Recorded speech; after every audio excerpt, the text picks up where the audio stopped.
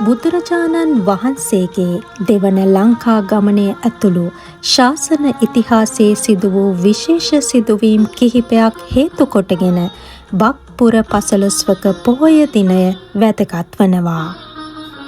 බුද්ධත්වයෙන් පස්වන වසරේදී බුදුරජාණන් වහන්සේගේ දෙවන ලංකා ගමනය සිදු වූයේ බක්පුර පසළොස්වක පොහොය දිනයකයි.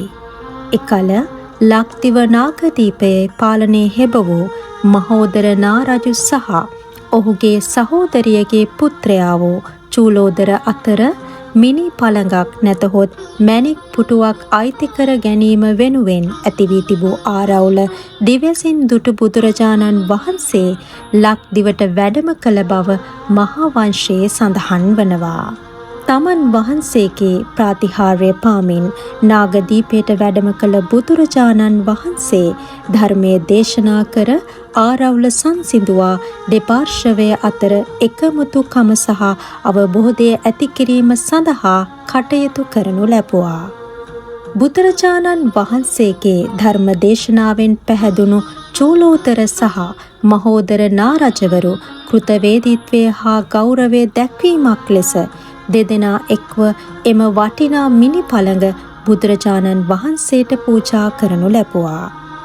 එය කාරුණිකව සහ නිහතමානීව ප්‍රතික්ෂේප කළ බුදුරජාණන් වහන්සේ නාරජවරුන් වෙතම ආපසු භාර දුන් බවත් පසුවදී එම මිනි පළඟ නිදන් කර රාජායතන ස්තූපය ඉදිකරනු ලැබූ බවත් ඉතිහාසයේ සඳහන් වනවා. මෙම අවස්ථාවේදී එහි සිටි මණියක්ඛිත නාරජු බුදුරජාණන් වහන්සේට කැලණියට වැඩම කරන ලෙස ආරාධනා කරනු ලැබුවේත් බක්පුර පසළොස්වක පොහොය දිනයකයි.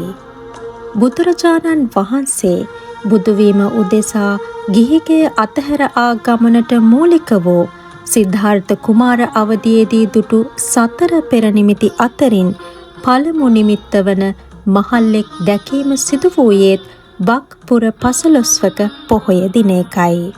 මේ ආදී සුවිශේෂී කරුණු හේතු කොටගෙන ලොව පුරා බෞද්ධයින් මහත් ගෞරවයෙන් උත්සව හා පෙරහැර පවත්වමින් බක්පුර පසළොස්වක පොහොය දිනය සමරනු ලබනවා.